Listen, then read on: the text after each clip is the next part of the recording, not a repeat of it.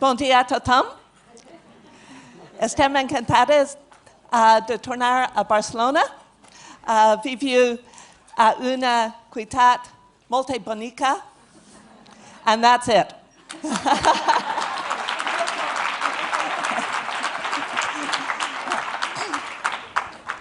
We are very grateful to be here. We love your city, and we love the people in the city, and the schools that we've met, the people that we've met are just fantastic. We apologize that we're going to be speaking in English, and we make a commitment that we'll know a few more words in Catalan when we come back next time. The comments from your director were absolutely right on, and what we'd like to do in the time that we've got together is reinforce why the direction of the department is so wise. And some of the things that we've learned over the 20 years that we've been working with networks that can reinforce the direction that you're taking. So just quickly, we do come from British Columbia, Canada, the far west coast. Hands up how many of you have been to Canada? Lots. And to British Columbia? Okay, great. And our province, in our country, education is provincial. So we're talking about our experience in British Columbia as part of a federal system. And we work, live, and play on the traditional territory of the Musqueam, Tsleil-Waututh, and Squamish people. And that's a very important part of our tradition, is to acknowledge who we are and where we're from. The context is that we're about the size of Catalonia, really, in terms of population. And we have many newcomers in our population or in our schools, as well as the complexity and the beauty of having many Indigenous groups.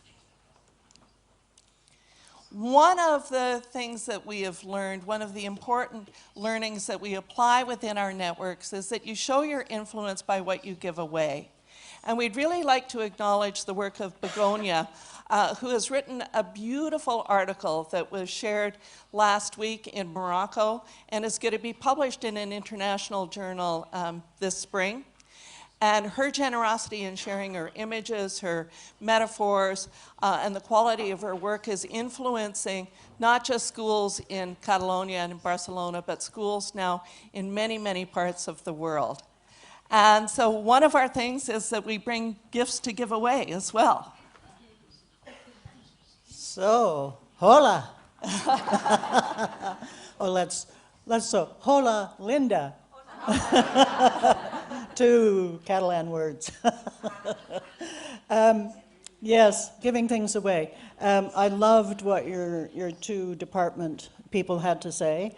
And when we go back tomorrow, on Friday, we hope our department will say the same thing. It's taken us 20 years to get to where you are now. So in 5 years, you will have transformed your system. Give yourself a round of applause. Pat the person next to you and say, hola, wow.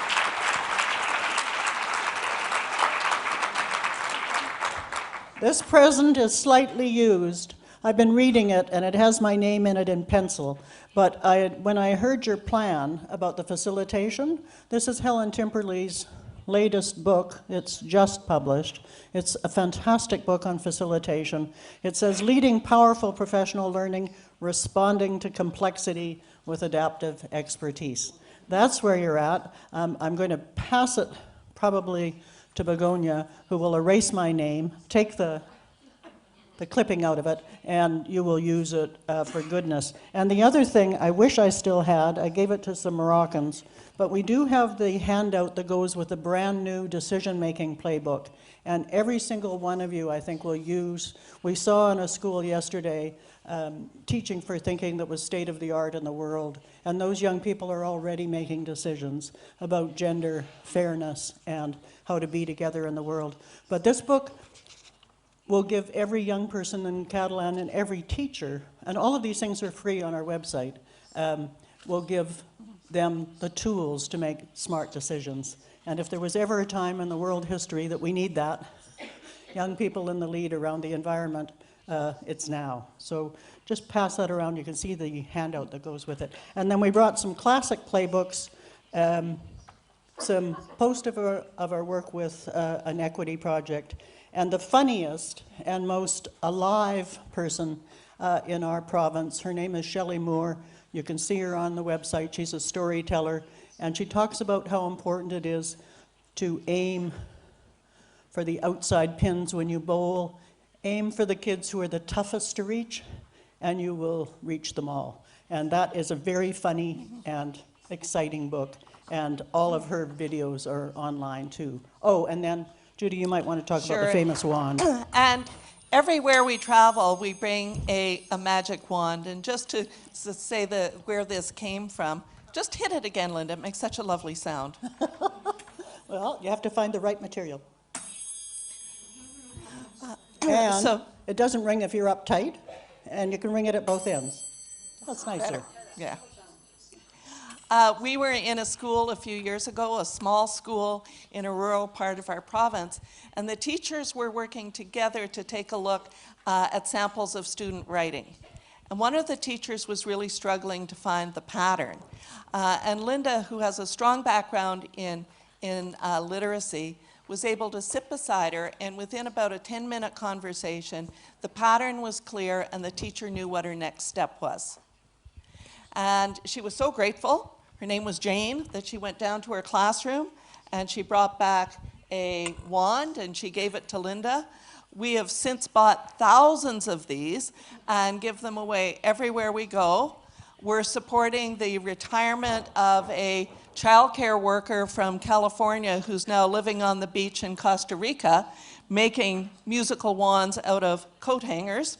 But they represent to us the fact that this work is simply too hard to do alone. We need to work together. We need to work together as teachers and principals within schools. We need to work together across schools.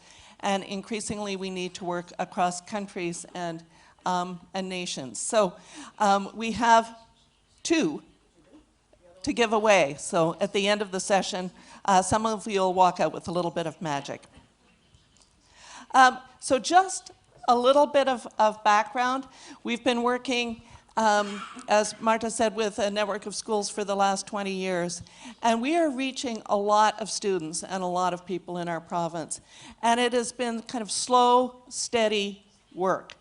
But there's some evidence that it's making a difference, including, as Linda said on Friday, we're now part of a provincial initiative around school improvement that's involving the whole province.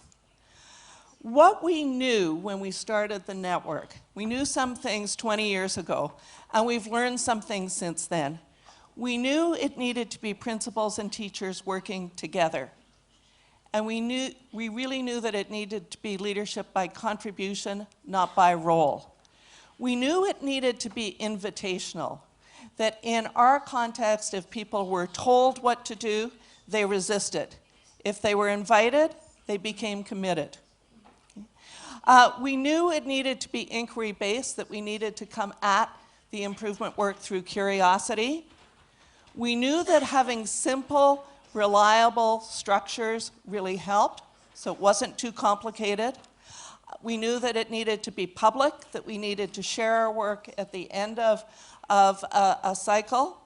And in our context, we knew it was really important to acknowledge the contribution of schools. So at the end of every year where schools participate in the network, we've been able to send them a small grant just to say thank you. And that grant is about 250 euros. It may allow them to go out for lunch, but it's important as a way of saying thank you. So that's what we knew when we started this work. So where we are now is that we have networks based on these principles operating in many places around the world. And the key is that it's all voluntary and it's invitational and it follows the same principles.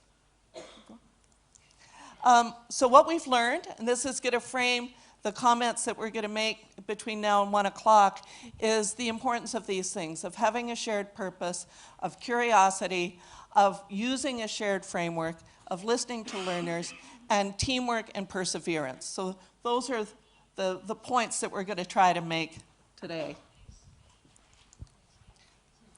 How does that sound to you? Are you fascinated? Are you honest? Oh, good. Well, I see some nods, so that's a good thing.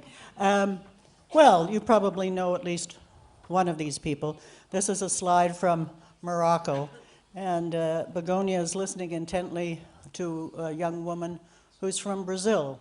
And Margaret Wheatley is one of our favorite thinkers, and she always says, you know, change doesn't happen from the top, it doesn't really happen from the bottom.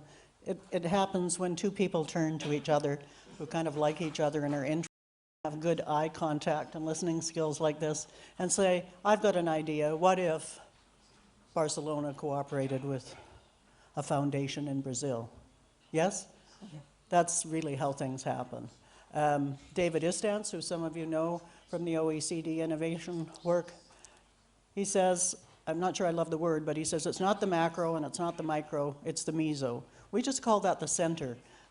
The center is where teachers and learners and families and networks are working together. That seems to be the place that can create the kind of movement that actually helps thousands of kids instead of just some. Does that make sense to you?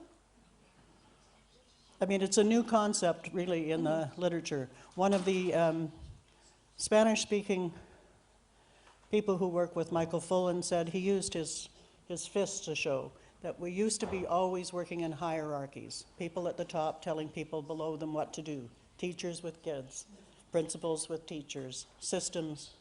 But now he says it's side by side. It's like this. And we very much in our province believe that that's the way we move things forward.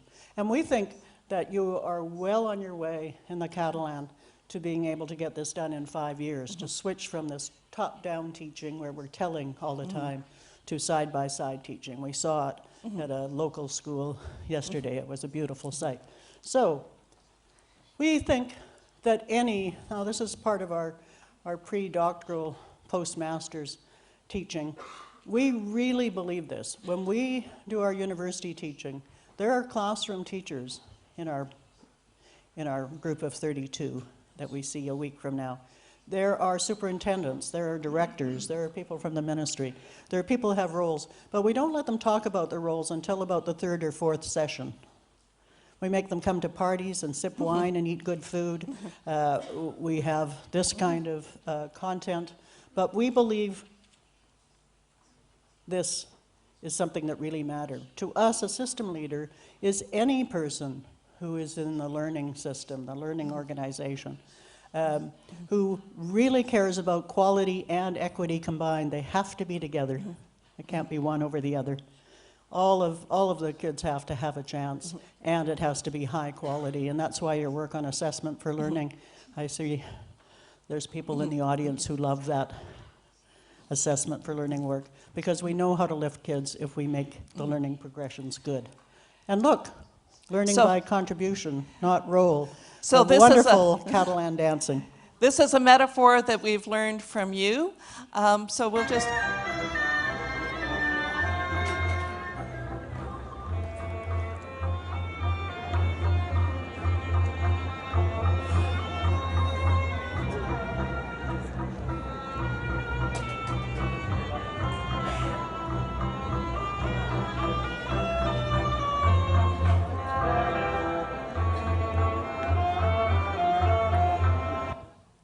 So just turn to the person next to you and say, what does the Sardana have to do with leadership by contribution? And when you hear the magic chime, that's just a signal to stop talking. 1 minute. Talk to the person next to you.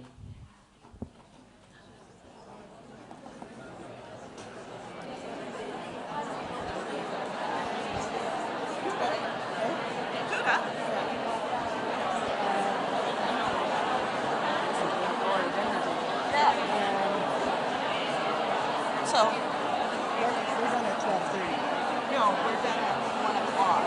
What's the question? It's from 1 to 1:30. Sure. You might, well, why don't you double check with the phone, but that's what she said yesterday.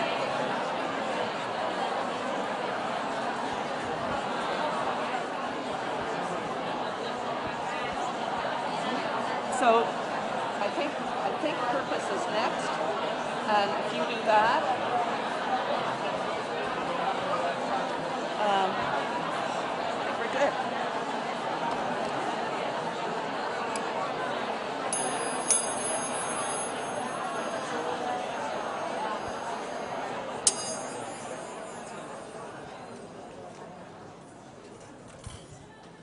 Muchas gracias.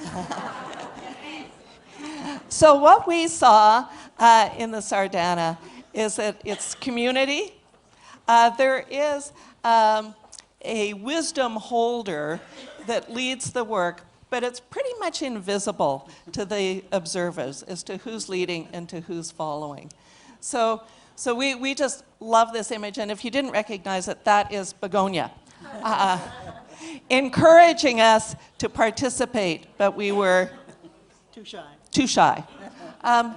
So the big idea is that we all have a role to play, and we all make a contribution to this work.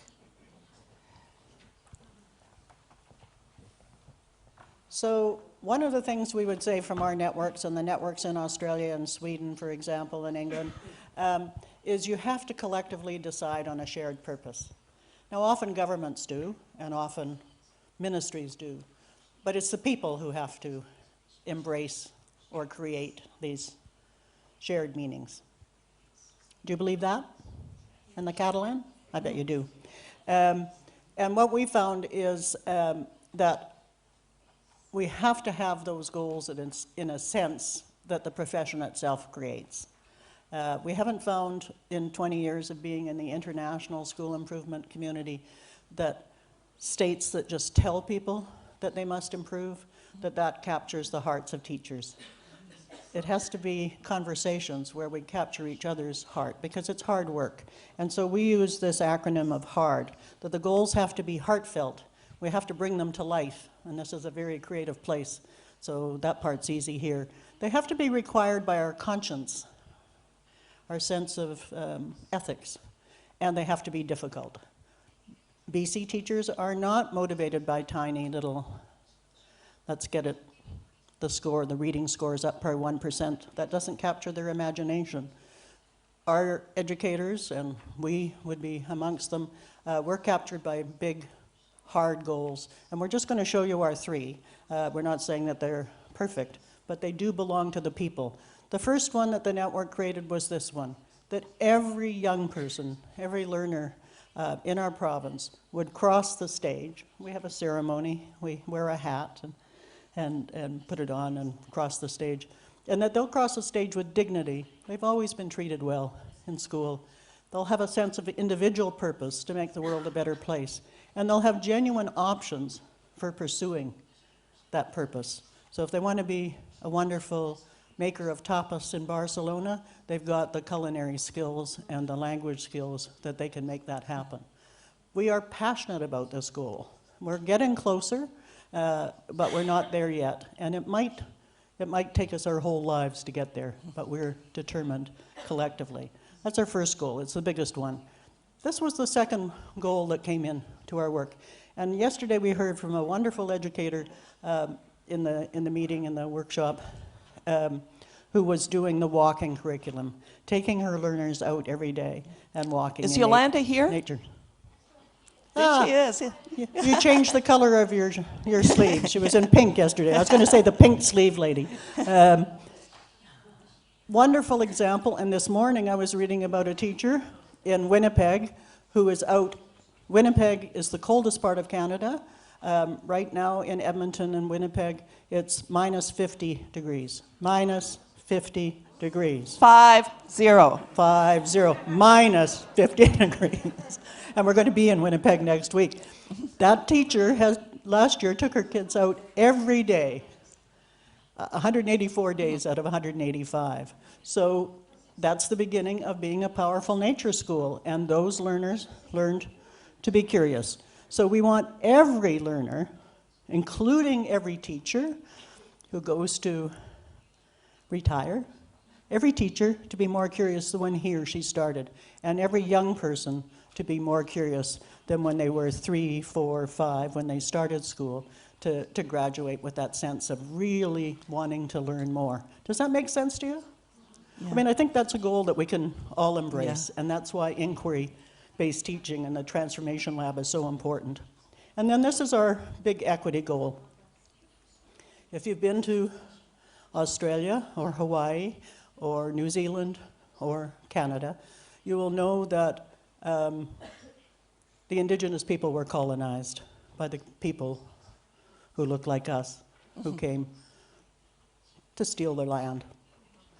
And that created a very bad period of history in our country that we are now trying to reconcile and restore justice. And part of it was the education system who took the language, the culture, the spirituality away, and the art. And now schools, as educators, we passionately believe that every learner in our province, adult and child, needs to gain an understanding of and respect for Indigenous world views. And so part of that, language is very important to you, language is very important to Indigenous people, and we are trying to learn every month a word or two in an Indigenous language that's on the territory that we do our work.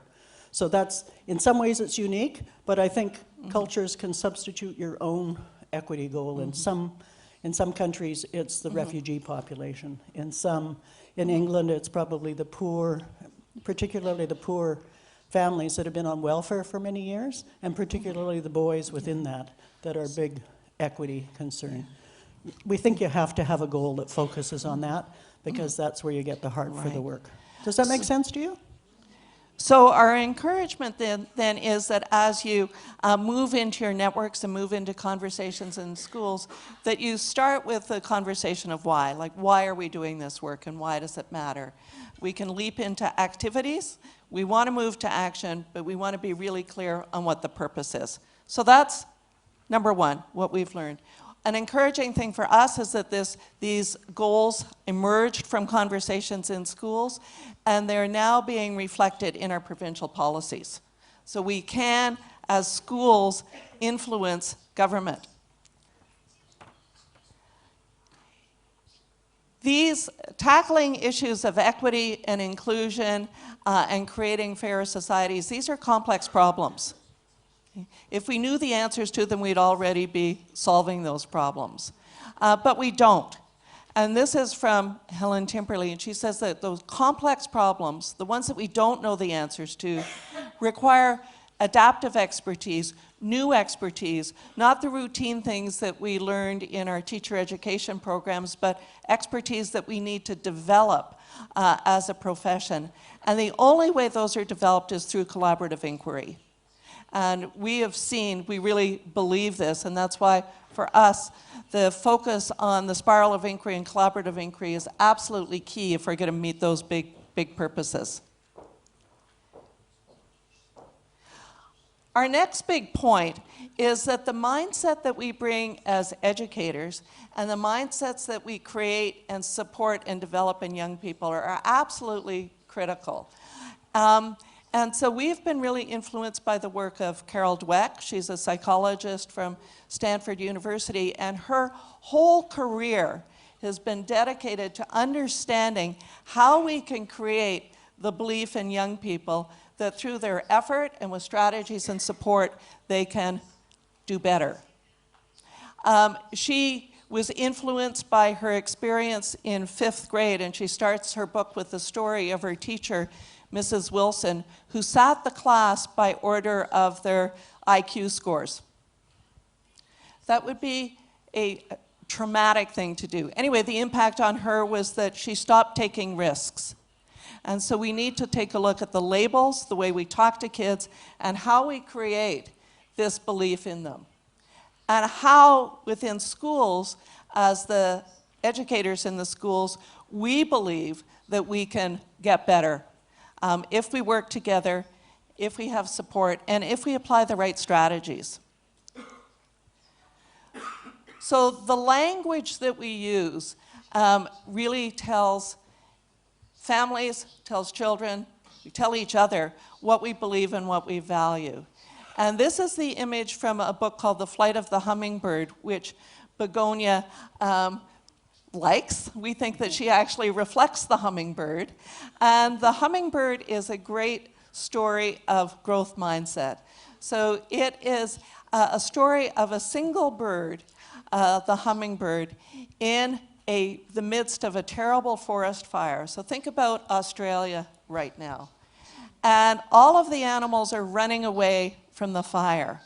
What the hummingbird is doing is taking a drop of water at a time in her beak and flying out to the fire and dropping it.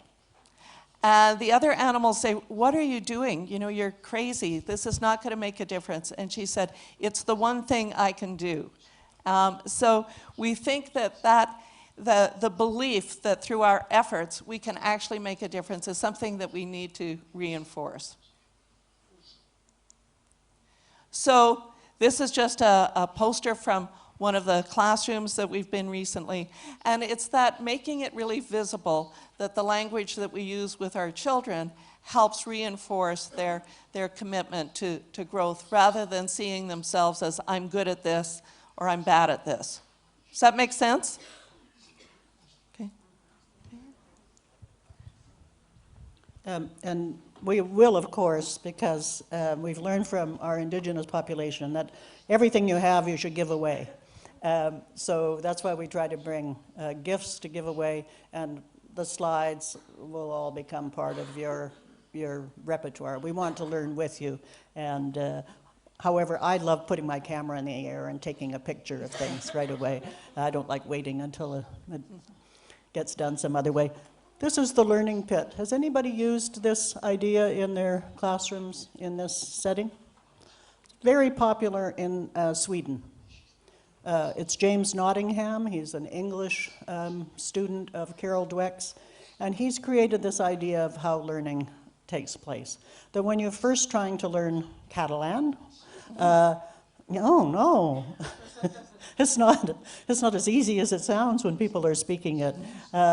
And you know, you're sort of confused because you remember a little bit of, in our case, a little bit of French, a little bit of Italian, a little bit of Spanish, and then, oh, I'm stuck, what do I do?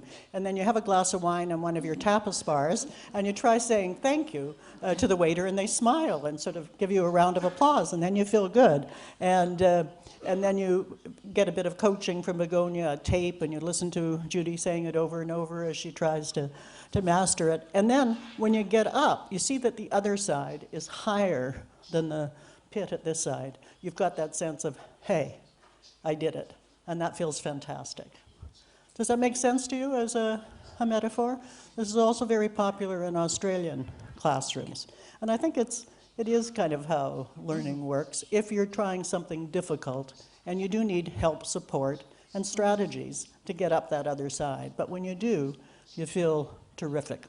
So if you think about the let's work together, and the person leaning down to provide a hand, that's what your facilitators are going to be doing for you throughout this work. So we need to go through that place of confusion and uncertainty, and then through conversation and support, we can get there.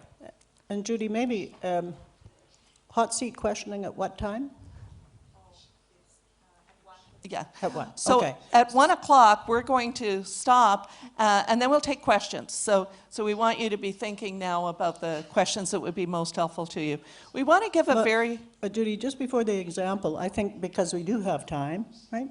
And we believe in dialogue, and we love to hear you talking to each other. How many people have used growth mindset language and teaching in your classroom, your work? Whatever, growth mindset. Put your hand straight up so we can see.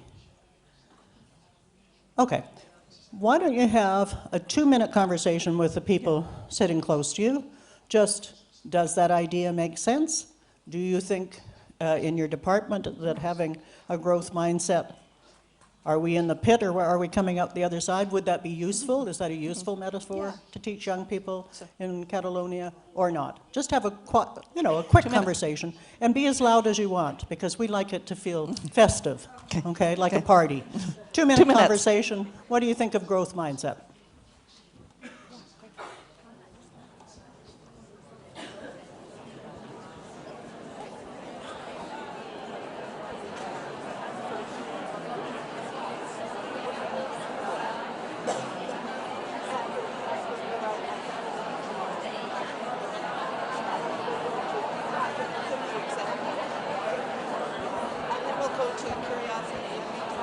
curiosity.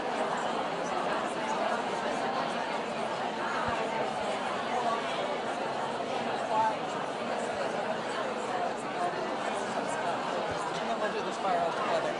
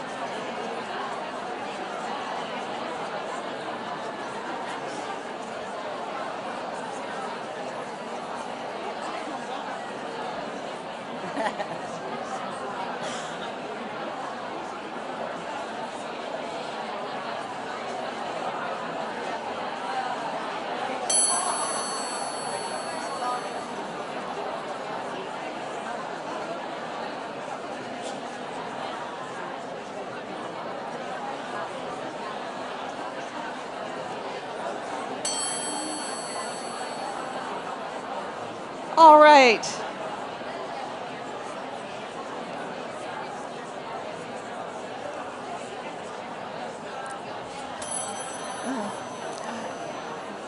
Okay. Exactly. You have exactly the right attitude. The chime never means freeze or be totally quiet. It just means in the next couple of minutes, please bring your conversation to a quiet close. It doesn't mean stop, because the dialogue is important. How many people thought they might embrace the idea of growth mindset and a little bit of learning pit? Anybody? Okay. So at Yeah. one point in my career, I was a counselor in a secondary school. And I would meet with parents and students at interview time. And if I had a euro for every time I heard either a parent or a child say, "I'm no good at this, I'm no good at math, I'm no good at French, I'm no good at Catalan," and that's because, you know, my father wasn't or my mother wasn't. Like they attribute it to somewhere else, and we need to break that habit. So the growth mindset is around interrupting those patterns of saying, "I'm no good," and switching to, "I can get better." Now, one of our favorite examples is from a school in British Columbia. When we say BC, that's just a short form of British Columbia. So a school in British Columbia, the teacher was determined to develop a growth mindset, or more of a growth mindset, with her 12-year-olds. And she knew she needed to model it herself. So she started the year by saying, you know, "Class, this year, I'm going to be asking you to learn all kinds of difficult things. We're going to do it together. It's going to be challenging, but you're going to make it." She said, "But it only seems fair that I learn something new this year too. And you can decide what it's going to be." So you can imagine the response of the 12-year-olds that they were going to assign a task to their teacher. So they went off into groups, and they were just having a blast, and they came back and they said, "Miss, we can't just assign you one. We've been watching you, and this year you need to learn 2 things. And they said, "We noticed that when you go to the gym, when you go to physical education, that you are not an active participant. So this year, you're going to learn to do a cartwheel." Do you know what cartwheel, how that translates? Okay. "You're going to learn to do a cartwheel. And we've also noticed that you are reluctant on social media. So we'd like you to tweet about it." And so she said, all right. They had such a good time. The children brought her YouTube clips. They gave her coaching advice. They set up her phone. They got her a Twitter account. And her colleagues in the school thought she was crazy. They thought, why would anybody do that? However, what they saw over the year was how much fun that class was having and how much fun the teacher was having. And the next year they decided that they would all do it. But they made it a bit easier. They said at the beginning of the year, boys and girls, this year I'm interested in learning one of 3 new things.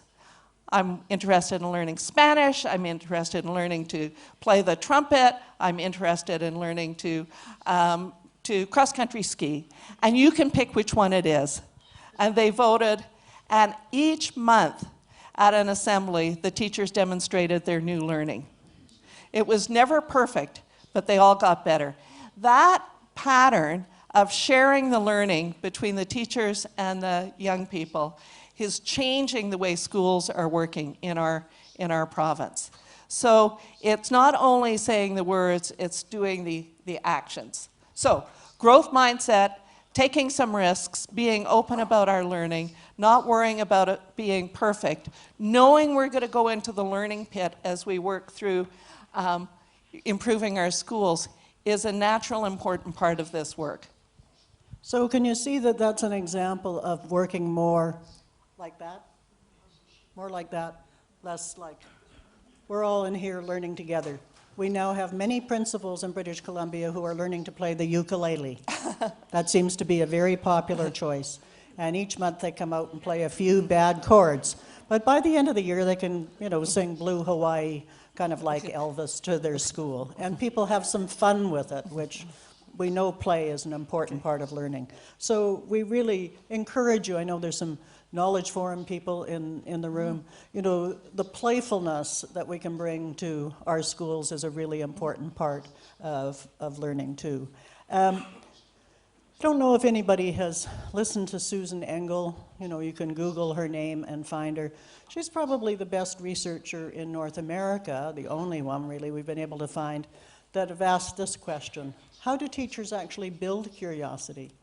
Because apparently on surveys we say it matters to us, but actually sometimes as teachers we're confused about how to go about building our own curiosity and the curiosity of young people.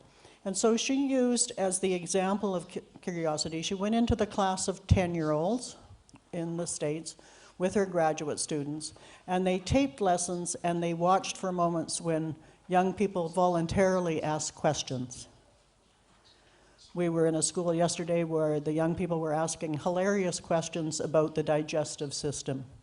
I won't tell you what they are, but I loved their curiosity about that. So, how do teachers build curiosity? This is a chance for you to guess the 3 findings with the person sitting next to you.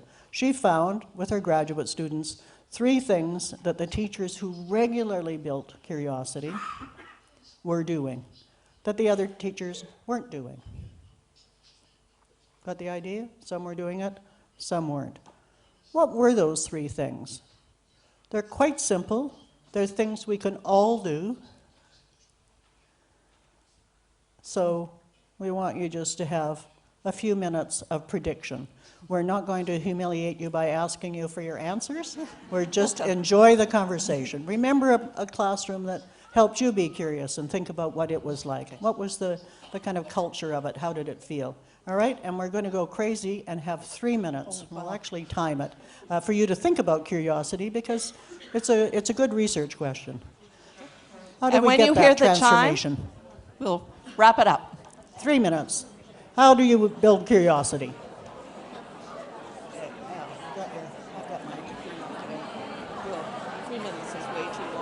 No, it's not.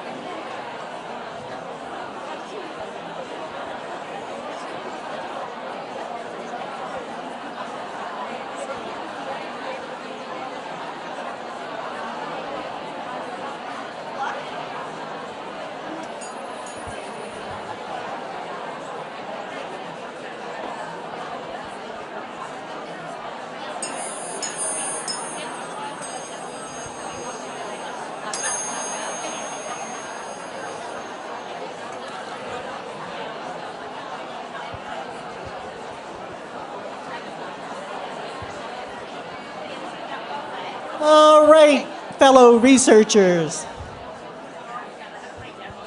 We want to be evidence-informed.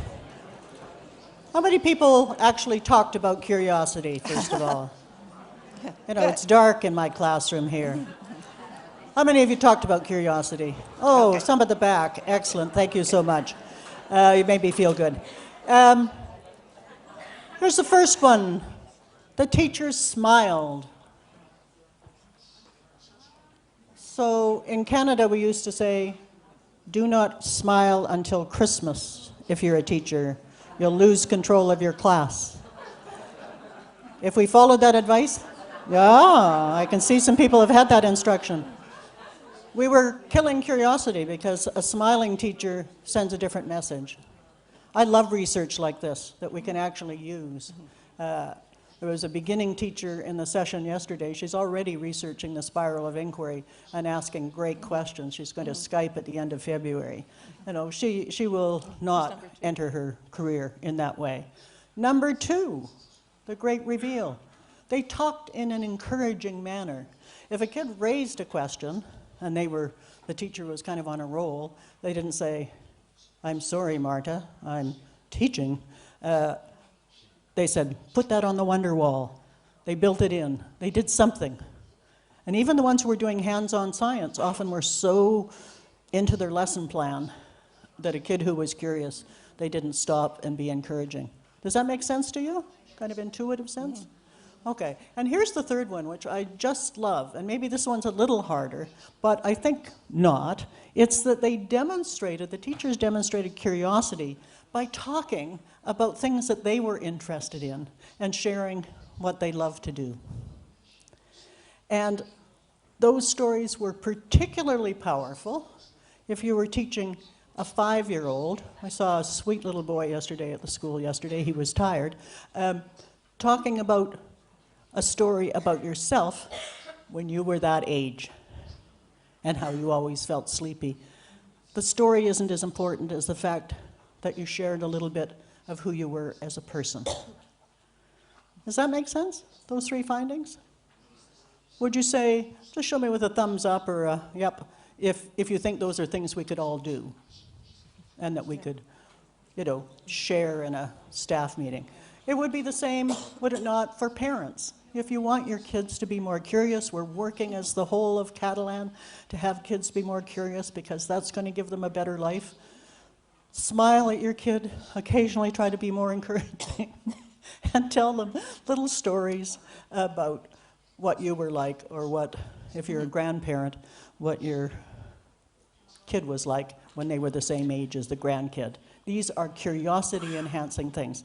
I highly recommend the book. It's called The Hungry Mind. Curiosity Can Become a Hunger, which if it's for a good curiosity is a great thing. So the link between the point around curiosity and the spiral of inquiry is that we believe that for young people to be curious, they need to be surrounded by adults who are curious. Does that make sense? Okay. And we heard from one of the Spanish teachers that was in the workshop yesterday about the importance of happiness, that we need to demonstrate that our joy of learning and our joy of working together and our own curiosity. So the link for us is how do we create the conditions within our schools for teachers to stay curious and to leave more curious at the end of their careers? Because this is about reaching high quality and high equity for all of our learners. So these are important questions for us to be thinking about. And that leads us to the spiral of inquiry, which is a process of collaborative inquiry designed to build educator curiosity. And we want to acknowledge kind of the roots of this work. This is Professor Helen Timperley, who's from the University of Auckland in New Zealand. And she, if you're not familiar with her work, she is the leading researcher and expert on what kind of teacher professional learning actually makes a difference to young people.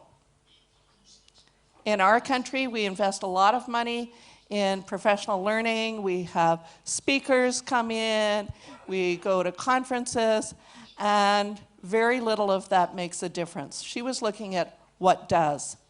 And our work with the schools in British Columbia, we are learning and seeing what made a difference. And so we got together with Helen and spent a couple of years designing and thinking through what she's learned and what we've learned.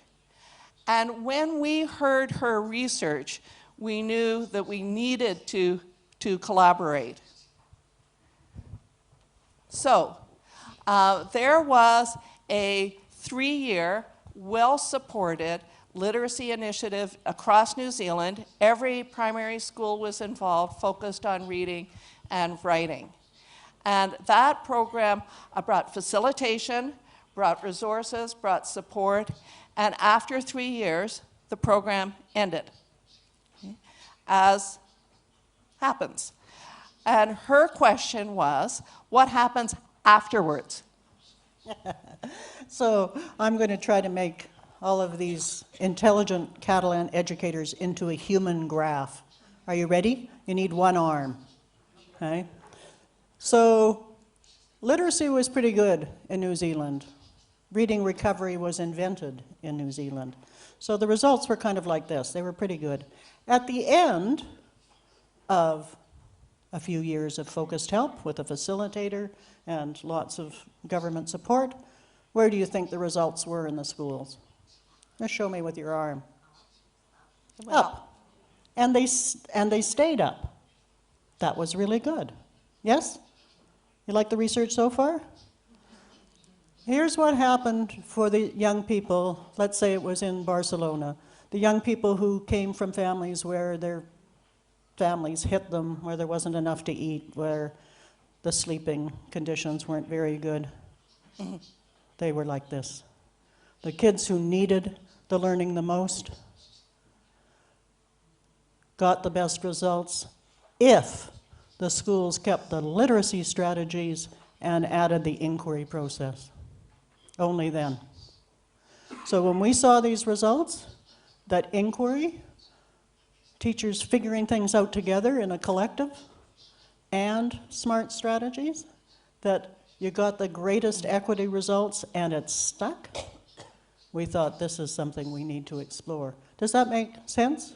Can you just do it with your arm just so that you get that little kinesthetic? Try not to poke the person next to you, but let's see if we can do it cooperatively. Okay? The results were pretty good.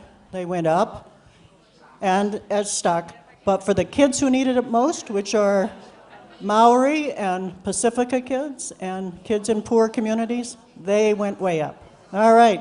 Why don't we give those New Zealand teachers a round of applause, because they started to inquire. They will feel the vibrations. Yeah. And then just a little bit of evidence from British Columbia. This was some data that came out a couple of years ago, and it was done by a pretty middle-of-the-road think tank, the Conference Board of Canada, taking a look at how Canada and how our provinces did compared to similar systems in the world. So if you look, Japan, Finland, and then there's British Columbia. In Canada, we are the highest performing system. And these are the measures that they were looking at. The first was in reading and writing, that we have the least number of students who are struggling and the highest number of students at the highest level. We were very satisfied when we heard from one of our leading researchers, Michael Fullan. Is that name familiar to some of you? Yeah. Michael Fullan sent us a text, and he said, that is a network effect. And that was a real acknowledgement, because he works in Ontario and we're from British Columbia. So this was important to us. And then this is the other part, that we have the greatest number of 25-year-olds across OECD countries, not just in Canada, but across OECD countries, with at least 2 years of post-secondary education. That could be chef training, pipe fitting, hairdressing, first year at the University of Barcelona. That 2 years is a major predictor of long-term life satisfaction and health outcomes. So we're sharing this not to say, oh, aren't we wonderful? We're sharing this to say, we've got the evidence base to say you're on solid ground by taking on this work, and you're part of an international group. So there was another important study done 3 years ago by a researcher from Australia, taking a look at what does professional learning look like in high-performing systems. And these were the systems that they looked at. And you think about Shanghai, Hong Kong, and Singapore, they're very different cultures from the Catalan, very different from Canada. We have much more in common with you than we do with Hong Kong, Singapore, or Shanghai. Well, what they found was that there were elements across these 4 very different systems that were consistent. And this is what they were. So thinking about your approach that your director talked about, that it's inquiry-based, the professional learning, it's collaborative, it's linked and coherent. That means we're working together and working together against some common purposes, that it's led by the profession, and that we'll take our time. Yes? Did you hear that in the comments from your director? You say, aren't we lucky to be working here? Because you are. Okay? So the original work, we worked with Helen. We wrote a longer book. We've written some articles. And the playbook is the distillation of those ideas in a shorter form. And we're just going to walk you through the stages. And we know that some of you in the room already have experience with the spiral. And again, we'll provide some opportunity for you to chat about what you think. Maybe we could ask, how many of you are so familiar with the spiral of inquiry that you could join us on the stage and talk about the stages? I bet some of you are. I know they are. Yeah, there's Yay, Marina! There's Begonia. Where's your other colleague? Where's Vicky? Is she here? Yeah, they're hiding. Oh, there she is. Okay. Well, you know, they will explain it to you over time and in a deeper and more powerful way. But the whole thing is, many forms of school improvement start with information that's very, very far away from the classroom. Sets of PISA results, test results from national agencies. The United Kingdom, England would be a good example of a system like that. But nothing has changed in social mobility. Nothing has changed in more kids having a chance. We work in England with whole education. Their schools are making a difference, but the system of a whole isn't. Teachers don't seem to be motivated by that far distant information. But teachers are motivated by the learners that they work with. So our process starts with looking at what's happening with the learners right in front of us and asking them a few questions. So the big difference, as Linda said, is that we start by asking what's going on for our learners. We're going to take a look at the data sets. We'll take a look at the assessment information. We will also value teacher observation, teacher judgment, teacher knowledge, and we'll listen to the learners. So we'll talk about the key questions that get this program or process started. But the key thing is that we always come back to asking what's going on for our learners and how do we know? Because we have sat in on all kinds of meetings where teachers talk about the students, principals talk about the students, but it's just their opinion. And we need to be more curious than that by really checking it out. We wanted to wake up the little 5-year-old boy that we saw in the classroom and say, why are you sleeping? We were quite tired at that time of day. We thought we might join him, but we thought it would be too mean to wake him up. But, you know, we were curious. It was interesting. It was highly engaging artwork that was going on. So we'll just give a quick example. This is from an English school. And I think there are, I think that all of you can relate to this. There was a class coming through the school that every teacher dreaded. It was, oh no, here they come. Have you ever heard that? Well, we have in Canada. It's, here they are, kind of get ready. And this class was now in year 5, so they were 10 and 11 years old. It was mostly boys. There were 2 teachers working together, and as they were engaging in the spiral of inquiry, they started to say, what's going on? Like, what's going on for these boys? And they asked them. And they asked the boys, you know, how do you see yourselves as learners?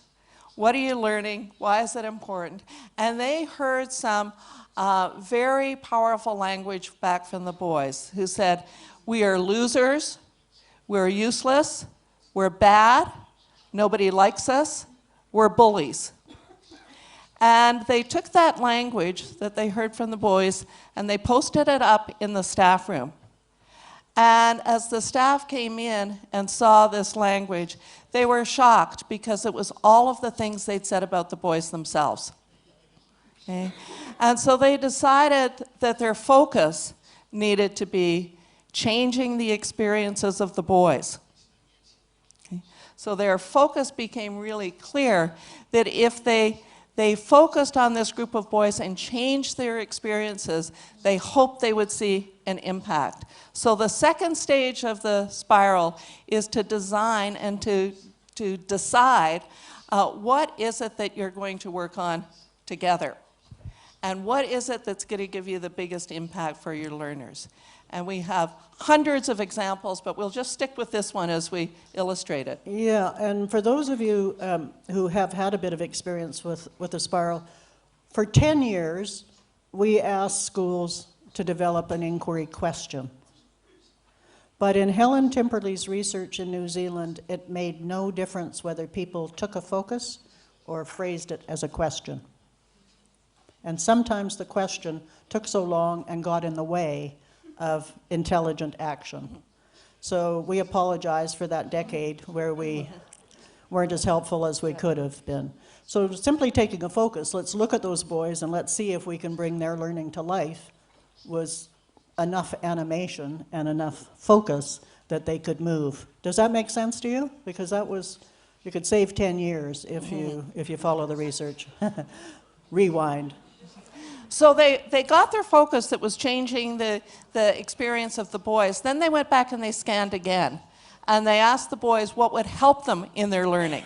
And they said they wanted to do more with their hands, they wanted to be outside, they wanted to do something useful, and they wanted to be of help. So then they were learning more about this group of boys. Then the next stage in the spiral is hunch. And I know this word doesn't translate perfectly into Catalan. Some words are very culture specific. But hunch in English means it's just a guess. It's just an idea. It's not necessarily the truth, but we need to surface possibilities. And the hunch is around how are we, the adults, the teachers and principals, the educators, contributing to this situation for these students. So it's not around blaming the families or the government or the community or the kids. It's around our actions. So the teachers in this particular school said, you know, we design our day and the kids are sitting in rows working quietly on paper and pencil tasks most of the day. Do we get them involved? Do we listen to them?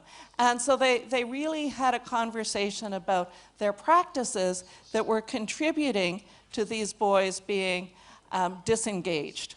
And maybe my hunch, if I was at that school, drawing on the walking curriculum colleague here, maybe my hunch would be, gee, I'm sort of afraid to take the kids outside at the beginning of the day. Afraid I'll lose time from my pressures, and afraid that I won't be able to bring the young people back into a, you know, an orderly, self-regulated system that I think I've got right now, that's quiet at the beginning of the day, that makes me feel good.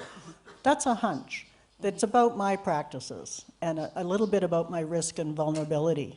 Putting that out on the table is a very healthy part of this work because we've mostly, both my parents were teachers. You know, teachers' kids, particularly, I think, we were trained to be perfect.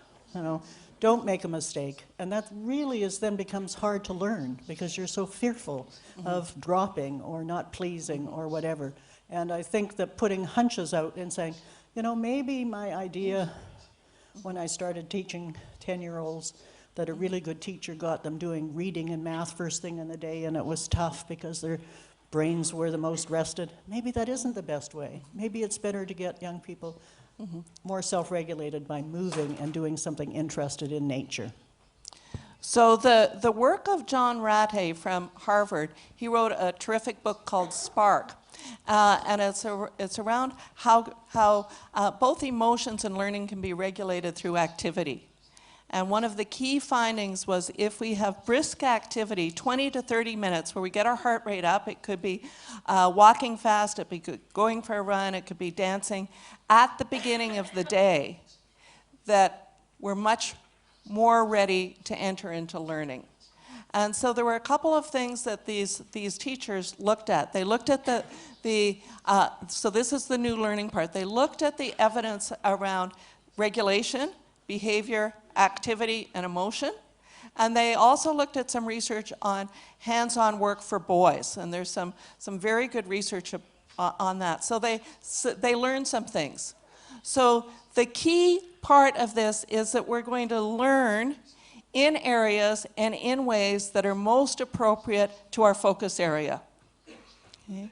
And that requires some organization within the school. And learning doesn't need to be coming to a conference like this. It could be seeing another school. Maybe it's visiting Yolanda School and seeing what they're doing with the walking curriculum, or visiting Christina's school and seeing what they're doing with Philosophia. So it could be visiting another school, it could be reading a short article, it could be watching a YouTube clip together, but there is going to be an infusion of some new learning. And in this case, and I want to talk a little bit about this because I think it's really beautiful, the teachers talked to their whole class. They didn't ignore the 3 girls. They talked to all of them and said, what's something that we can do that would really be helpful to the rest of the school? And so the children interviewed the kindergarten, the 5-year-olds, and discovered that they would like to have 2 kinds of playgrounds. They'd like a playground that sparked their imagination, and they'd like a playground that was kind of more like an adventure. Those 2 can overlap, right? And the young people together, this group, built those 2 playgrounds to the specifications of the 5-year-olds. Well, now all these young people are school heroes. And the reputation of the school has changed in the community because the community had a bad impression of the school because of these kids. And everything changed because of how they acted. So the checking stage. The checking stage is asking, are we making enough of a difference? So in this case, it was very clear they wanted to change the attitude and the experience of the boys in this school. But it may be something, so, you know, there may be all kinds of ranges, but the key thing is that we need to know what difference are we trying to make at the focus stage. We're not going to wait until the end. So it's being really, really clear. And then we go back in. So this is a way of professional being. It's not a project. It's really the way that we think, and we know that good teachers and principals work all the time. It's just making it much more explicit. And what we found is that the language and having simple shared language really picks up the pace of change. So in your networks, if one school is working with another, and you can say, well, what have you learned from scanning? You know what you're talking about. Okay? Or if you say, how are you going to check? You've got the common language, so it's that shared framework that really helps pick up the pace. The next really important point, well, yeah, we'll do this and then we'll give you a chance to talk some more. The really important starting point is listening to learners. And we're going to encourage you to think about 2 big questions. Now, Christina was at the workshop yesterday, and she's already used the questions this morning and has learned something. So, so there's a research base for both of these questions. And our advice is don't ask a question if you're not prepared to act on what you hear. that make sense? Okay.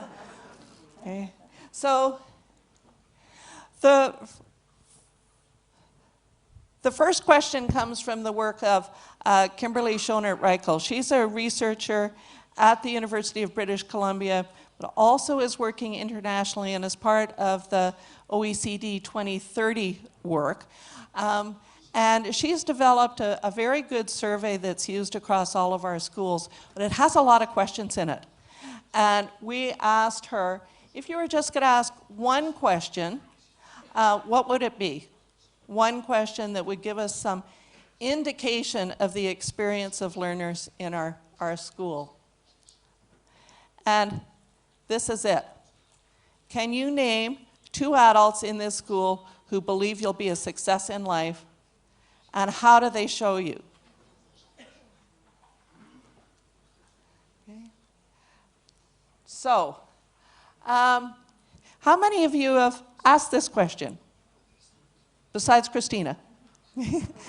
How many of you agree that this would be important? Okay. Okay, the evidence around this is that if students, if young people, if learners feel a sense of connection and support and confidence in the school, their achievement goes up at least 10%. So there's empirical evidence around the importance of sense of belonging in the school. And another important distinction is this is not 2 people who like you or who care about you or who are nice to you. It's 2 people who believe you'll be a success. And Linda, I wonder if you want to demonstrate. We weren't planning this, but we're going to do it now. So we're in a middle school in British Columbia a couple of years ago, and we decided that we should try this out. So I'm walking down the hall. I meet this young man. Do you have any students that look like this? Okay. He's got his hoodie on, and I say, "Hi, my name is Judy, and I'm visiting your school. Do you mind if I ask you a couple of questions?" Use your type. Yeah. Okay. And can you tell me your name? Jason. Okay, Jason, great. So we're just really curious. In this school, are there a couple of adults that really believe in you, that kind of have your back? One. One, great. And who is that, and what do they do that shows you, tell me about that. Well, it's my social studies teacher, Mrs. Costanci. Every day I can feel the imprint of her boot on my ass crack. Did you hear that? Every day he could feel the imprint of her boot on his ass crack. Now, he actually said that. But we probed a little bit further, and we found out that Jason was struggling in school, but he wanted to be a long-distance truck driver, and to do that, you had to have grade 12, and his teacher was determined to get him there, including phoning him, texting him every morning, and checking in with him at the end of the day to make sure that he knew what he needed to do. He interpreted that as her kicking him in the butt, but that's the kind of response that we've heard over and over. It's the teachers that push, that encourage, that are there for, not the ones that say, there, dear, it'll be fine, but rather, we're going to do this together. Just to be clear, we don't kick our students in Canada, just to be clear. In Sweden, we were talking about BC all the time. They were working in Swedish. The second day, we saw a group of teachers coming in like this. We said, what are they doing? They said, oh, we're learning how to bring Jesus down to the ground. They thought BC meant before Christ. So sometimes there are these little, mistakes. Okay, so it's a metaphor. Our goal in the network is that every school, 100% of the students will be able to name 2 adults. Okay. And we often get the question, can young children answer this question? And our evidence is that they can. Sometimes it's using pictures because they may not know the names of the staff. We're going to introduce this in a way early on so that they know that the adults are there for them. Yeah, and if we go back to that school with the grade, you know, the 10-year-olds, or Judy and I also taught secondary, grade 10s are 16-year-olds, usually are very fine people by that stage. 15-year-olds is slightly different. Having young people be the people who ask the questions, you know, having a little bit of explanation about being a good person, what success in life might mean. You know, like the hummingbird, we consider that a good bird, and if that was a person, that's a good person. Having those kinds of conversations, and then, but getting the evidence, because we cannot afford, as we can see in our democracies, we cannot afford to have young people in school who don't have a sense of belonging. We need to know the ones who don't feel that, and we need to act. Would you agree with that? Like, it's too dangerous to have people who don't feel that they belong in the cultures that we're trying to build. And we can't just take it for granted.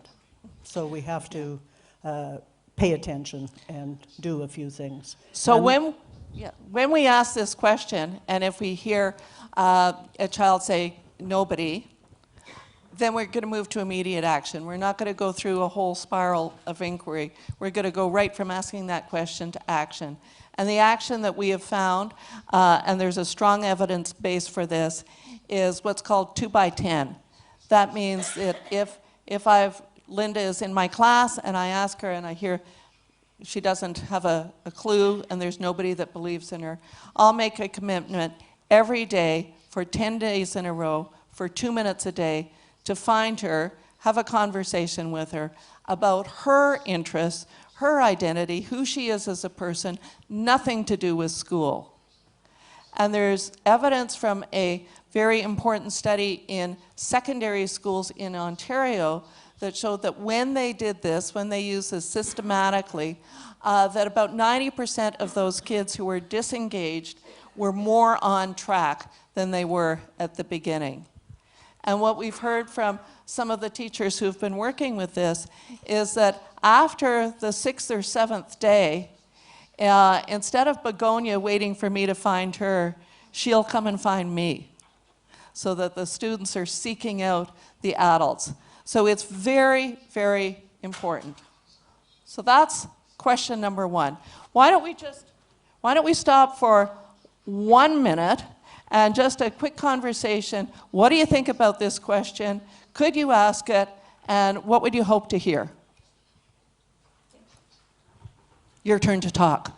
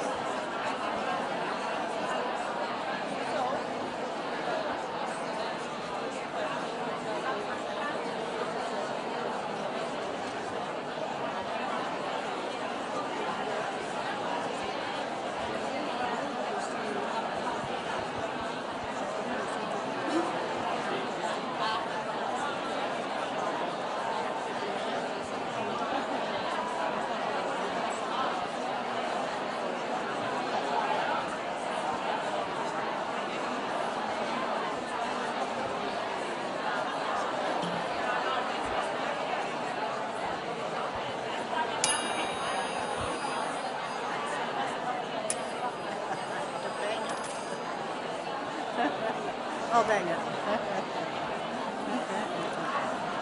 Okay.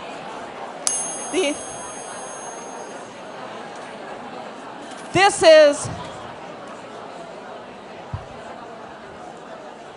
is the next of the 2 key questions. From big national surveys of students at age 15 in Canada, the response has been pretty much consistent that kids are academically engaged in their school. They're doing school work. They're socially engaged. That means they like going to school for the most part.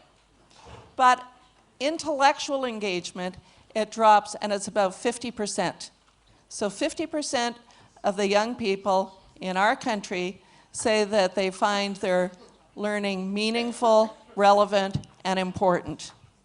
And that is a major challenge.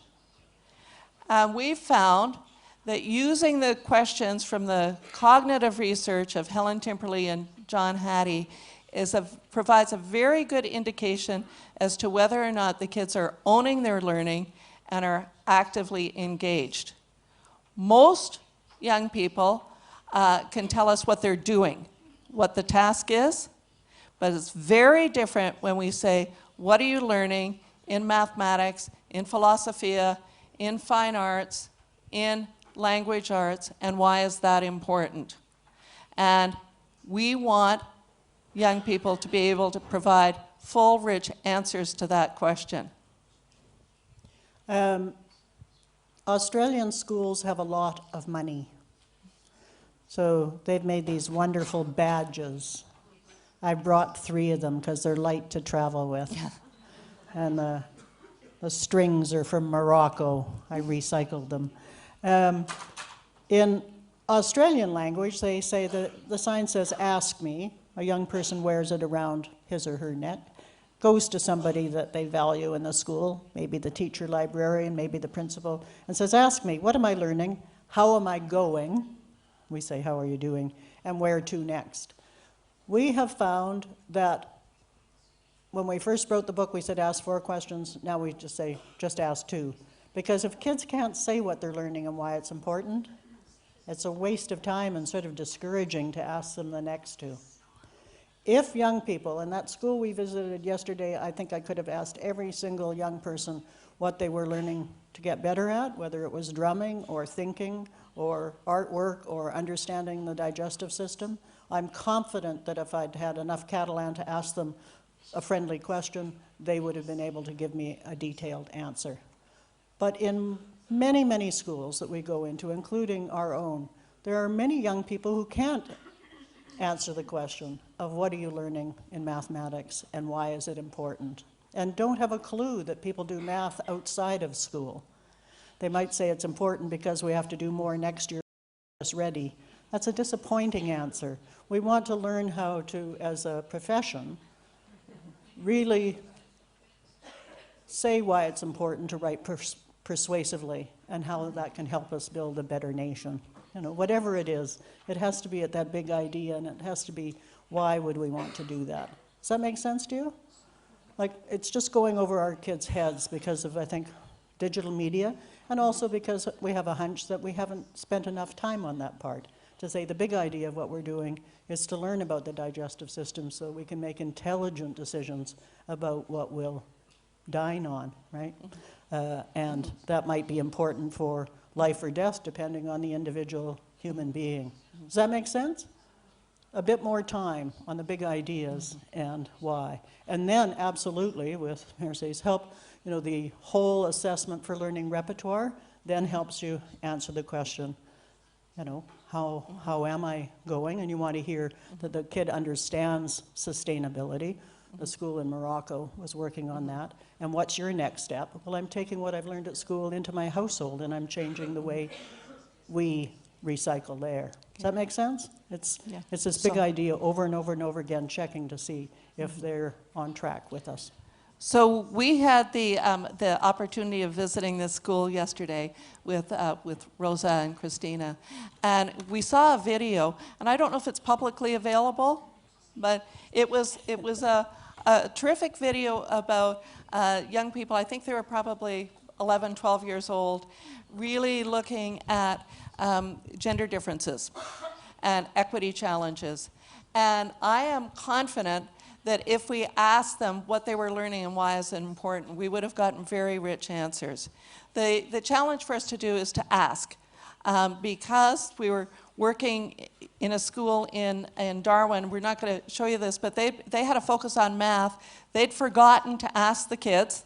When they went back, they found out that all of their effort, and the students still didn't have a clue why what they were learning in mathematics was important. So now their focus is on understanding and relevance in mathematics, not just the mechanical part of mathematics. Does that make some sense? Okay, so we really want you to think about asking this question. Linda was in a school, we both had a chance to visit schools in Marrakesh last week, and this was a school that had a focus on sustainability. And again, you know, real confidence that the students understood why it was important, but we won't know unless we ask. Also, if you look at the picture of the girl on the right, they also, at around grade 5 or grade 6, you know, 10 or 11, they changed their emphasis from learning the language to speaking the language with passion. And so our guides, where you can see, she cares about sustainability. They had a big conference 2 years ago in Morocco, and they've really taken it to heart in the school. 1,200 environmental scientists. They were just totally enthused about this, and we were blown away. And apparently, they learned what they were doing from the Toronto School Board, who has an eco program that I found online. I thought, well, isn't this cool? You know, we're working together across countries to try to have the earth not heat up so much that it becomes not a place to live. So the last point we want to make before we give you an opportunity to pose some tricky questions is the notion of the importance of networks and perseverance. We have found in our work, initially in British Columbia, but now in many, many places, that in every school there is some terrific practice taking place. And what we do not do very well is learn from those practices. And so part of our work has been dedicated to finding those people who really care the most about quality and equity, and give them a space where they can learn from each other and deepen and extend their work. So we have persevered with this. We encourage you to persevere. We have worked with you know, over the last 20 years, we've had multiple government changes. We've gone from left to right to mixed up center. But it's the networks and the goodwill of people working together that has allowed us to sustain it. And, you know, again, we just love the image of the human castels and how we have to work together, and how many times they practiced. And how many times they must have fallen down, and how many bruises they must have to create this. I just like to make a comment too, and this is a shout out to the department. You know what? The people at the base, building that base that's stable, that's together, that's side by side, not above and below, and then the teachers who scamper up to the top with some agility and fragility, counting on the fact that the system of the performance will hold them up. Our guides, Begonia Marina, said that they certainly wouldn't let their children run up there. You know, it's terrifying to watch, and change can be scary. So I think the fact that you've got such a well-organized progression building on the networks that you've already created, to us that's very encouraging. And when it all works, it's a beautiful thing. And I particularly like the community where they didn't do it as a competition. They just did it as, you know what, this is our spirit of working together and taking a risk and building something beautiful. I think that's the spirit that we want to build our networks in. So we loved that day when we got to experience that Catalan magic. We are learning a lot from you, the Sardana and the castle, just as metaphors. And we want to share one big learning from our culture, from British Columbia and from our First Peoples, we have a series of 7 principles of learning that go side by side with the OECD principles of learning. But the most important one for this work is that learning takes patience and time. And that in education, we have seen the desire for quick fixes to get on to the next big thing.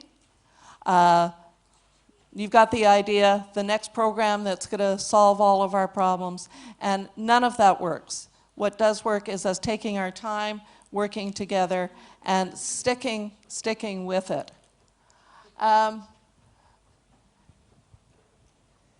So we love this image. We love the work of Joan Miro, and what you're doing just matters so much that you are going to keep at it, and beautiful things will happen. Yeah, I like it that the Miro, micro Miro, but a network of Miros is on the stage with us, because he's always been one of my favorite artists. I just want to say that this is your chance now. You've been talking to the person next to you. We're going to get some chairs up here and hot seat questioning. You know, we're supposed to know something about this, so we'll take whatever questions you ask. We'll try not to give long answers, because that's kind of boring. But if you ask short questions, we'll give short answers that might help. But just this will give you a chance to talk while we're getting organized. We'll give the things away at the end. If you look at the person next to you and you think, well, you know, this has been interesting, but there might be somebody more intellectually attractive to me behind me, feel free to have them join in your conversation for the next few minutes. It's just an invitation. You're probably sitting beside somebody you like, but just talk to somebody for a few minutes and see if you can generate a shared question. Okay? And then Begonia's going to help moderate this with us. That's why there's 3 hot seats up here.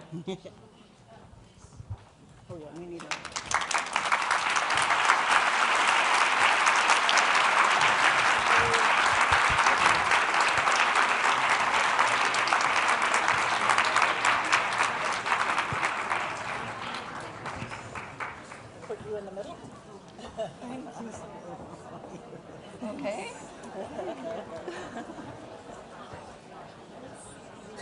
Share the microphone. Yeah, we share the microphone. Yeah.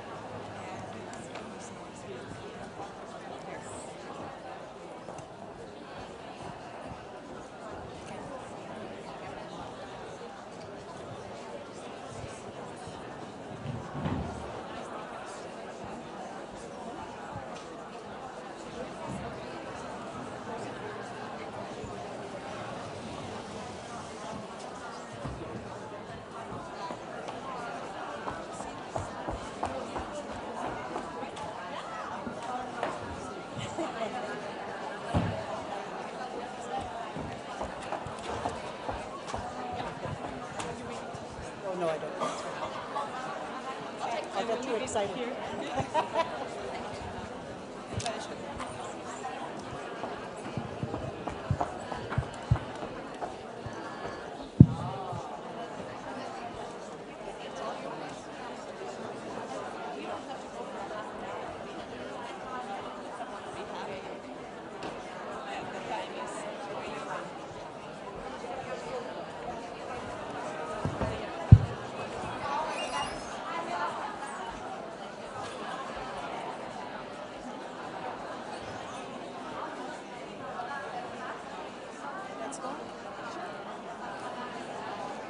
Moltes gràcies a tots per ser aquí.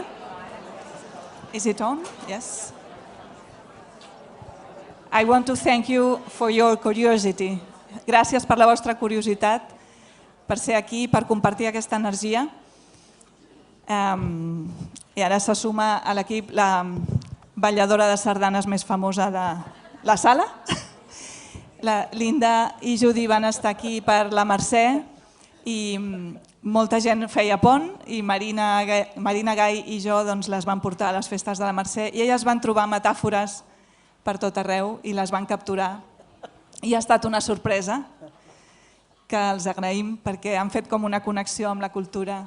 Els va encantar veure que hi havia persones de totes les edats a la sardana i que era un ball molt inclusiu. I jo les vaig convidar a ballar, però serà la propera vegada. Doncs, si vosaltres ja teniu algunes preguntes, hi ha persones amb el micròfon, procureu que siguin curtes i si no és així, jo puc llançar la primera. Hi ha alguna pregunta ja preparada? Sí? Endavant. Susana, directora d'institut. Hola, moltes gràcies, donar-los moltes les gràcies per tot el que hem escoltat. Jo els volia preguntar, degut a que elles tenen aquesta experiència d'haver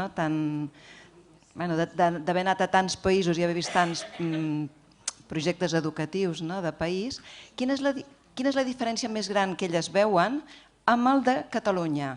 O sigui, segons la seva experiència i veient el nostre, com nosaltres tenim el sistema educatiu i a partir del que hem vist en altres llocs, inclús per on creuen elles que hauríem de començar per fer aquesta transformació?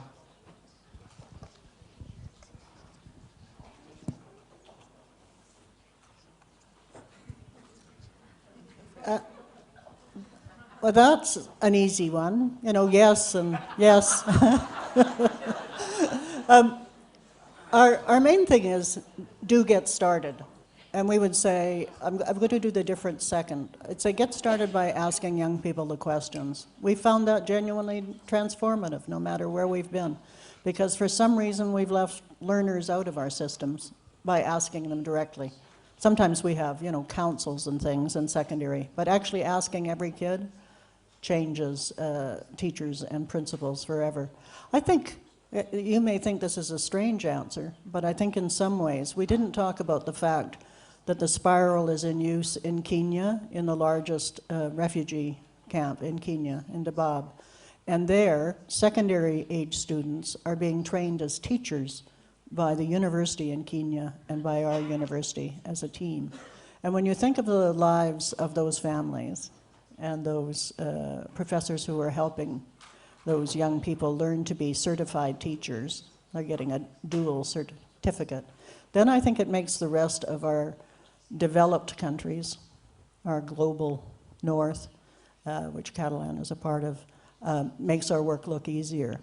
And the quality of the education that they're getting in that camp is so good that the families who've been able to move back to their home have moved back to the camp because the young people are getting a really high quality education.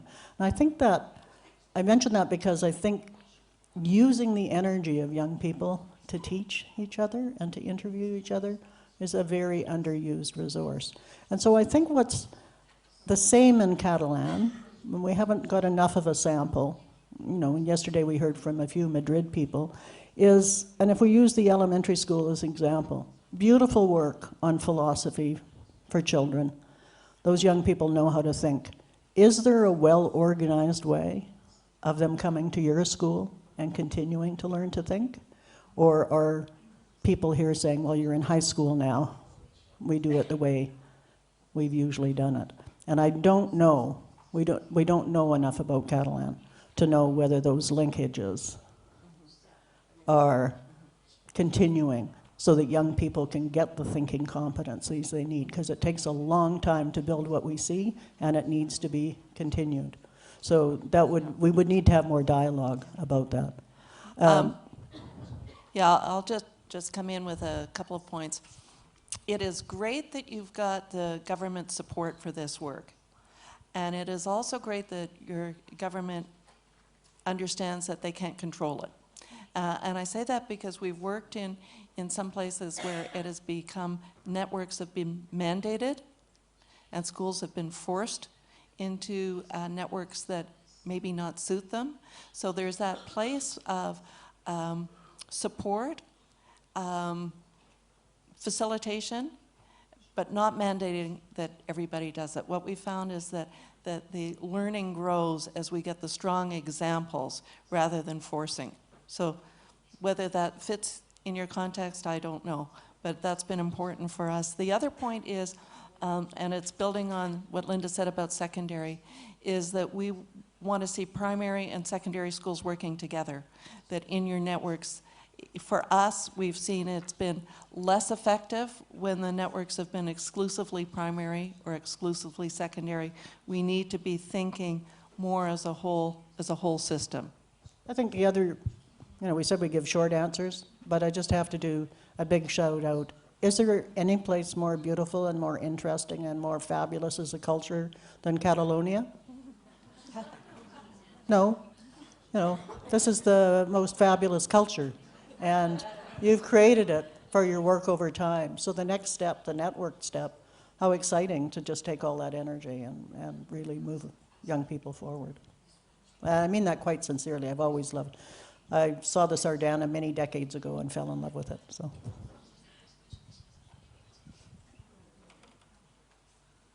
Linda, Kaser i Judy Halbert han escrit aquest llibre, Leadership Mindsets. Aquí hi ha la veu de molts directors i directores, també de professors, d'equips de professors, i es parla molt en aquest llibre de formal leaders and informal leaders. Els líders, no sé com traduir-ho, formals o informals, i voldria preguntar què fa que en una escola tots els educadors es converteixin en informal leaders. Qui té aquesta clau o aquesta responsabilitat perquè això passi? I com marca la diferència que només el director o la directora tingui la big picture o que tot el claustre tingui la big picture o el propòsit d'on anem?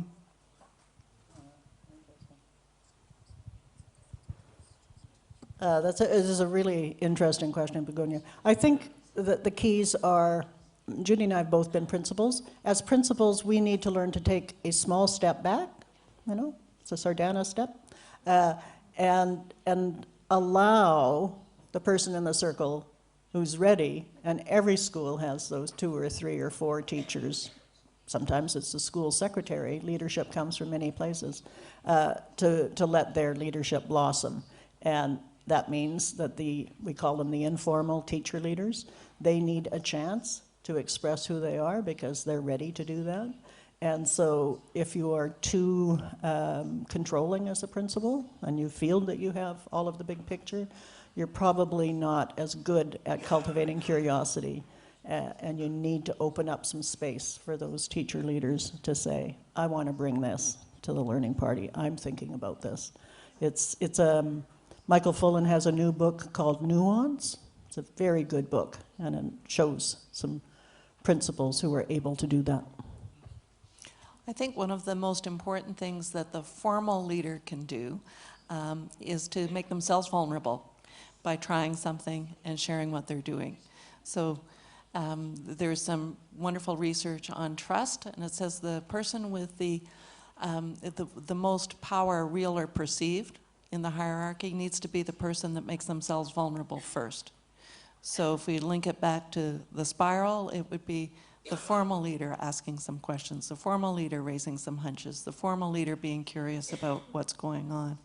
And that provides the space for the informal leaders who maybe have been reluctant to participate to come in because they know that there'll be trust.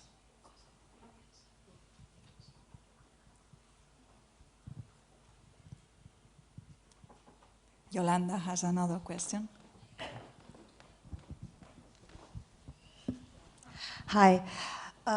Here in Catalonia, we're experiencing that there's a big push from families to be every day more and more involved in school matters.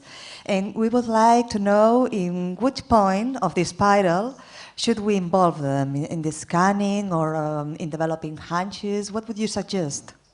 Oh, that's also a great question, and thank you for that. The research on curiosity, the stance towards families has to be the same. We have to smile at them, we have to look interested, and we have to share personal stories. My doctorate was in how can you get families and staffs working together and what makes the biggest difference. And I think, again, if you have those confident teachers, showing the videotapes of what you're doing, involving them in the scanning, involving them before you choose the focus. Say, we think it's really important to work on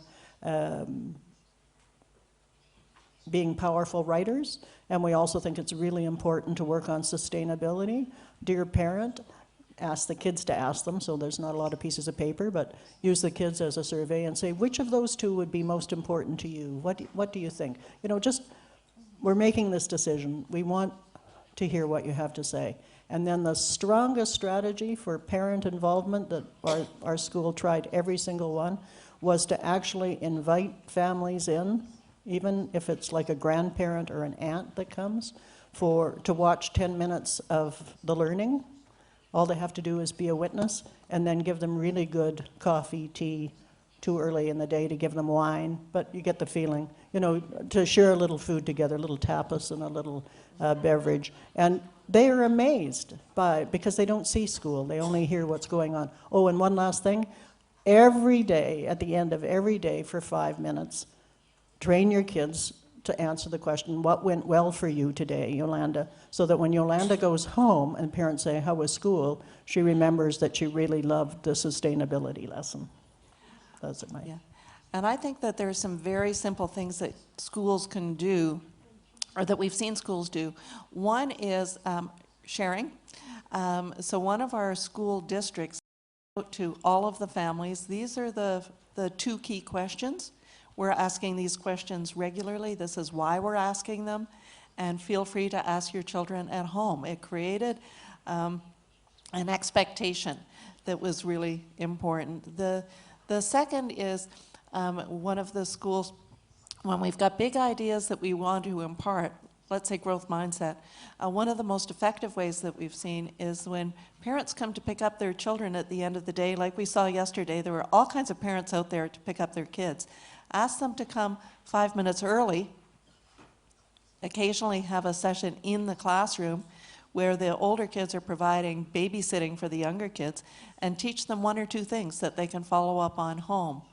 And every Friday, some schools send out texts saying, this is the question that we'd like to ask you to ask your children over the weekend. So we're creating that culture of curiosity throughout.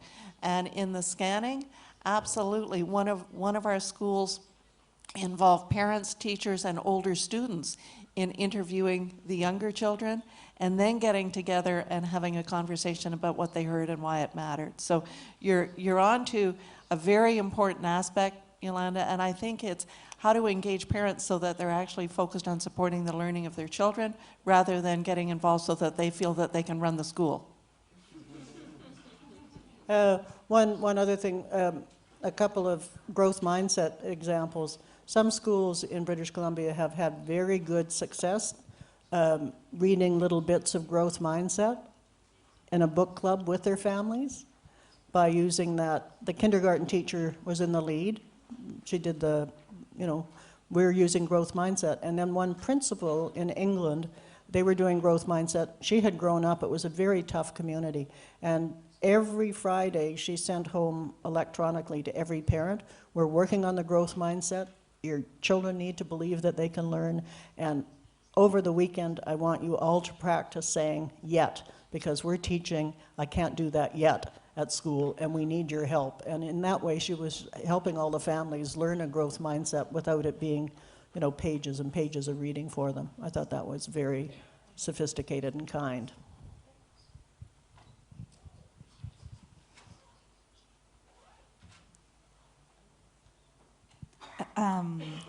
Us estan venint més preguntes al cap, segurament.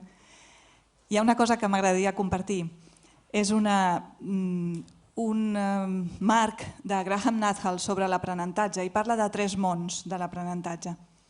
Parla del món públic, que és el que ha passat avui aquí, amb un coneixement que hem compartit, però un segon món que és semiprivat, que és el món de la conversa entre iguals, que és el que elles també han promogut i el que es promou a les trobades de professors i a les xarxes. Un món semiprivat és entre iguals.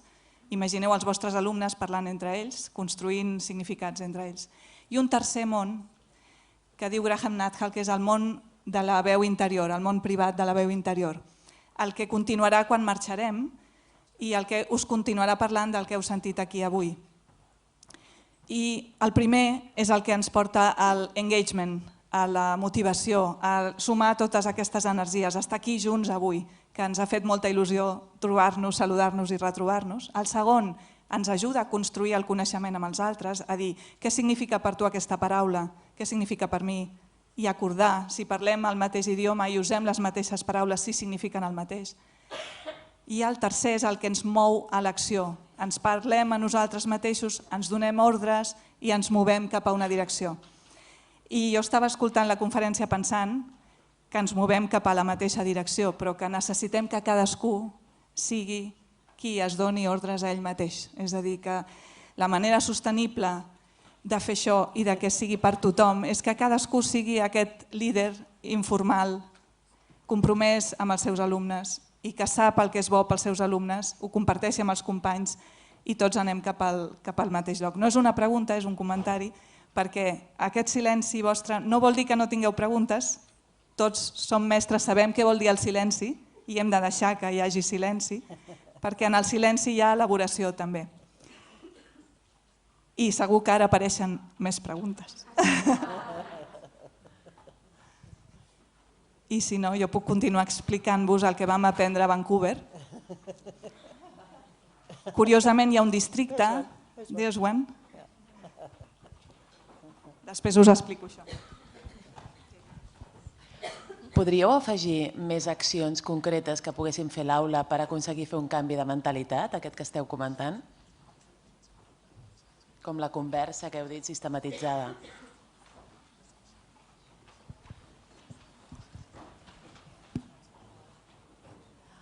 There are countless examples on the website, not on our website, but if you Google growth mindset, you'll see terrific examples. I think one of the most powerful things that we've seen is where, you know that one slide that had the language, is when the language is posted, and instead of saying, I can't do this, say, I can't do this yet, this is too hard, I need to get some help to try a little bit more. So there's things around just simple language and helping children change the language and helping them correct each other's language when they hear each other saying, I can't do this, or too hard, or I give up.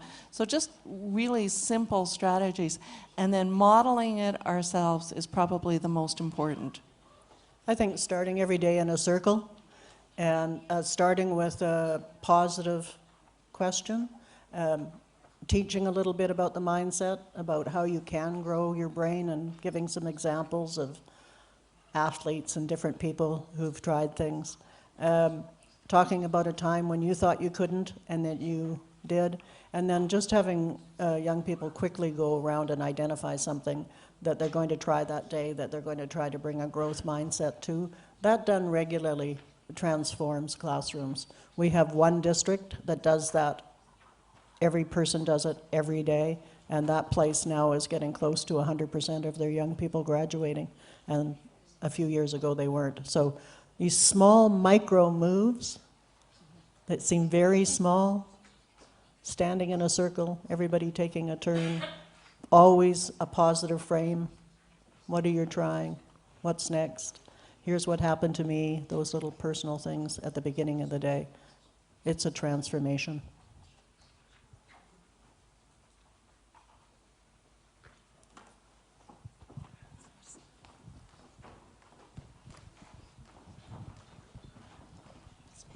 Hola.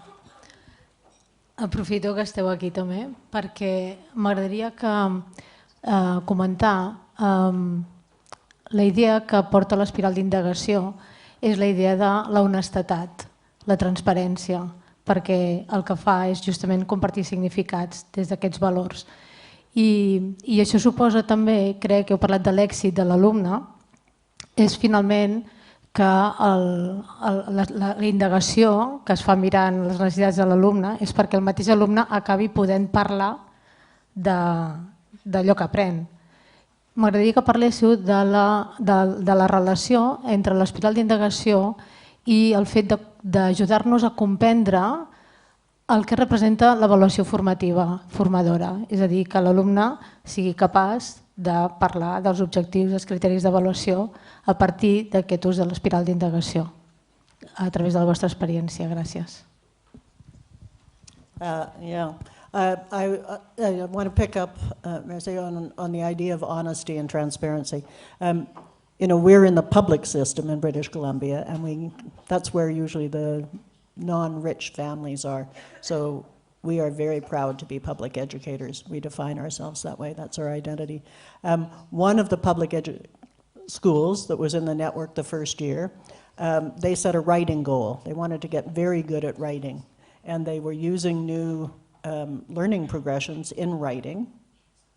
And at the end of the year, they found out that the young people were not one shred better as writers than they were at the beginning. Now, instead of hiding that from the rest of the network, they explored it. And what had happened is that in the year, they had gotten much, much better at having common, shared professional judgments about what good writing looked like. So in fact, the writing had improved, but what had improved the most was teachers' ability to judge and coach learners. The next year, writing went like that. So I think it's really important, we think it's really important, to tell the truth. No shame, no blame, no fame. Just figure it out, check, have the conversation, and then act. And if I had to pick one transforming strategy from all the different things that we could do, I would pick assessment for learning, and I would have every family watch Austin's Butterfly as that young boy learns to make a better scientific drawing. Because I think it shows families, and it shows learners, and it shows teachers what the process looks like, and that we are going for quality. That's what we're going for, as well as equity. And getting those learning progressions, those micro-learning progressions. It's January. The whole world is making big resolutions that they won't do, but making those small moves, micro moves, towards something stronger is a power that we haven't used to its full extent. When we first started the network 20 years ago, our focus was entirely on formative assessment. We had learning progressions provided by the ministry in reading, writing, math, problem solving, and social responsibility. And the challenge and the opportunity that we were given was how to get teachers to voluntarily use these resources. And that's where we started the work. And we have not left that. So that question, what are you learning and why is it important, is directly connected to the first big strategy of formative assessment around learning intentions. The next question, you know, how's it going? If students don't have the criteria, they can't answer that question. And then what's your next step? If they haven't had the coaching feedback, they can't do it. So we have pretty well embedded in our schools in British Columbia now the notion of formative assessment and coaching for learning. That's one of the big strategies of the nature of learning. We've known that research since 1998 when it first came on. And we say to our grad students, where we have some power, we say, if we have the knowledge that assessment for learning leads to a big gain for our learners and we're not using it, that's the educational equivalent of malpractice. Which sounds pretty harsh, but we can get away with that in our place. But we've got the knowledge around formative assessment. We know it matters. And one of the best descriptions of how we need to unlearn our assessment practices to create the space for new learning was the work that Begonia, Merce, Victoria, and Marina provided last year in Norway. So the world is learning from the way you're thinking here in Barcelona, but we couldn't agree with you more about the importance of that. We know that if we provide the coaching feedback to learners and put a mark on it, we're wasting our time. We need to just be providing the feedback that helps them see what their next step is. Does that make sense? It's only malpractice after you've heard about it, and then you say, well, I don't care. That's the equivalent to us of going to a Barcelona hospital, and the sign is on the wall, and it says, we're improving in hand washing, and only 85% of the people are washing their hands. It's not a comfort. You know, we think schools where 100% of staff are giving the big learning intentions, saying the meaning of what they're teaching, and then providing coaching, feedback environment, that's a much better place for people to learn, and it always has been. But those of us who are very experienced, I was an English teacher. When I started my career, I went home every weekend and I spent 20 hours marking essays.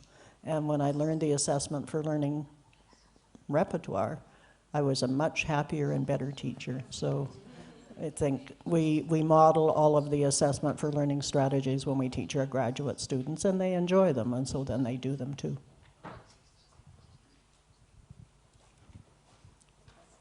Hi ha temps per alguna pregunta més, si voleu. Mentrestant, voldria afegir dues coses. Abans us deia que al districte de Delta, a British Columbia, l'espiral d'indagació es fa servir al 100% de les escoles. Han arribat a totes les escoles, però a tres nivells. A nivell d'aula, a nivell d'escola sencera, és a dir, el director o la directora amb el seu equip decideix què volen millorar per aquell curs. Seria un nivell meso, nivell micro, meso. I a nivell de districte, el propi districte es planteja una espiral per tot l'any i per tot el districte. I el que vam veure també allà, vam tenir l'oportunitat d'anar, és que els propis alumnes han integrat el llenguatge de l'espiral d'indagació en el seu propi aprenentatge i en la seva vida. És a dir, que al final es converteix en una bastida per tothom, en una bastida de pensament per la millora de tothom i per l'aprenentatge de tothom.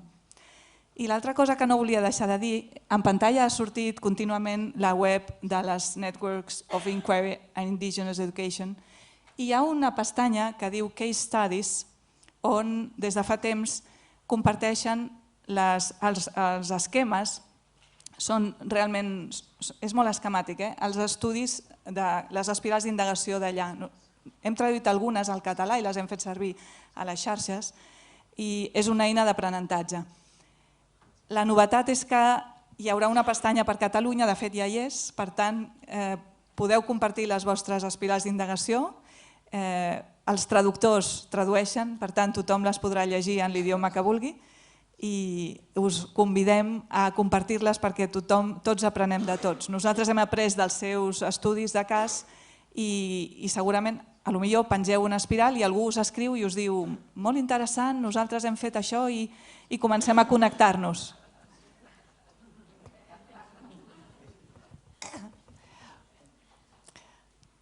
So I think Linda and I will be happy to respond individually if you want to get in touch with us.